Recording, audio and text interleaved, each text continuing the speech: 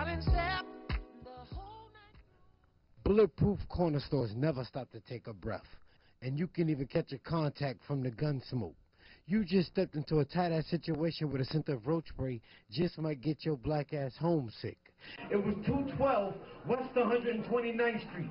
That's where the needle skipped on the family that broke the record for all those times the mice left holes in the loaf of the bread, while the roaches played dead like raisins and they were backstroking in my bowl of cereal.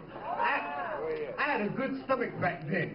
It was them days of free sex, good love had a price, and cold chilling was just an understatement. We was getting dressed up just to go to bed. We was wrapped under blankets and coats, and then you wake up sweating from a cat crying in heat. And then by the time I was 2 or 3, I was like, none of this noise. And silence gives you insomnia. But this song took place when Harlem was an armpit. It was right before gentrification gave this place a facelift. It's when the middle class never came past 59th Street on the Uptown D train, and the seat was guaranteed.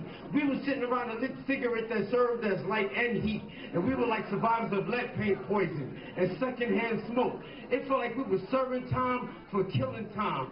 Fuck sheep. We was counting pit bulls in our sleep. You might even see a blind man get into a fist fight for looking at somebody the wrong way. But I'm the ugly one. I'm mad because I got to dry my socks in front of the stove with my underwear on the radiator. And I'm saving all my asthma pumps because them shit's going to be worth a lot of money someday. People call me crazy, but padded walls in my projects couldn't stop the source of what I write from. That shit is like music. It's like, you know, the crowded A train early in the morning and watch everybody suck their teeth at the same time at the sight of my face. As strange as that shit may sound, it's a song. It was written in the New York Minute, copywritten the old-fashioned way, by the same group of people that coined the catchphrase, watch my feet. So whenever you walk through my neighborhood, you might see more barbershops than bookstores. And there's a pet shop right across the street from the housing projects. Now that shit is crazy. Because you would think after living so long in this cramped situation, somebody would show compassion for a goldfish in a bowl with nowhere to go but in circles.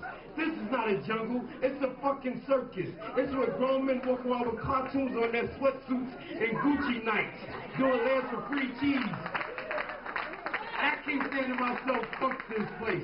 So welcome to Life is a Bitch. And this is the Urban Chronicles. I'm from where Memphis is right next door to a methadone clinic, and a malpractice lawsuit will let a bum dress nice for once in his life, infinite of having the wrong finger amputated. But what's so funny about this is, somebody will see that dude with the missing finger and say it's cool. And before you know it, that shit is gonna be a new style.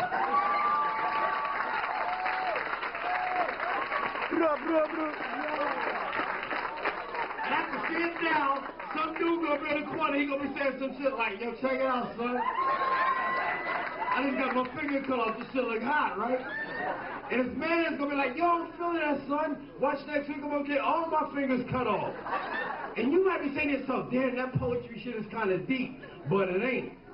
Deep is the way a girl will stand up to her man, but then she'll run from a mouse. But then again, that shit ain't even deep.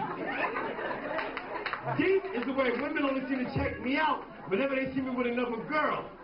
Yeah, that's deep right there.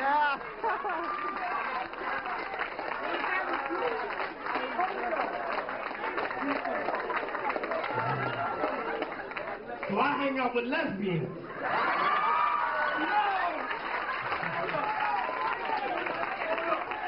And we pick up chicks together. But then again, that shit ain't even deep. Deep is the way this one girl was checking me out, right? So I told her, you gotta put your cell phone on vibrate, sit it on your lap, and I'll call you when I'm coming. Now that shit is deep. So whenever Hollywood wants that urban look, the movie crew is always in my neighborhood. And graffiti is always in the background of some dude picture. Sometimes it's the letters spray painted calligraphy. It's like the letters taken from the cover of the Bible, and survival is the code we live by. But let me tell you something about black people. We make this struggling shit look easy. We can do this shit so good, we even had a dance named after it. But we were just calling it the hustle. But hold up. Heard how this girl take her child into a dysfunctional class just to get a disability check. And she neglects to check the progress of the child because she's in a strip club, hustling. She works her ass off, literally. She struggles to make ends meet up until the weekend where ain't shit free in this country except flyers and garbage.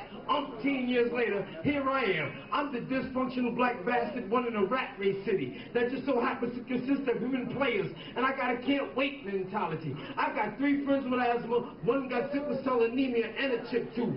We call him Big Mike. Mike is only 5'5", but I can carry a gun when he gets upset. So what choice do I have? I call him Big Mike, just like everybody else. And everybody in here knows somebody just like me. Jaywalking was just embedded into my genetic makeup. And sometimes when I'm crossing the street, I'm saying to myself, fuck a red light. I want a yellow cab to hit me. I want a yellow cab to hit me so bad, but not hard. Because sometimes it seems like a lawsuit is the only way I can never get out of this deep, dark ditch that we call death and want and need and greed. And all that drama takes place in that section of the city where they got corner stores in the middle of the block. This is where English is the second language, Spanish is the first. And if you don't know, this ain't Shakespeare, ladies and gentlemen. This is like that grits and gravy kind of poetry. This poetry is like that old can of chicken grease sitting on your stove. Knowing the Lord knows how long you've been here, but it always made the best fried chicken. It always made the best pork chop and the best biscuit. And this is like getting your ass whooped with an extension cord kind of phone. This is like that black and white TV with aluminum foil wrapped around a hanger. This is unintended kind of phone. This is like that one mama, 3 babies, 3 for baby daddy kind of phone. This is like that instant oatmeal in the instant, quick grits, minute rice, the Kool-Aid with no sugar, the low-fat butter, the low-fat fat, the spray baby, the gossiping grandma, the backfiring gun, the short fuse firecracker, the crackhead mechanic, and the women that act like crackheads and want to braid my hair every time I go on 25th Street. Peace.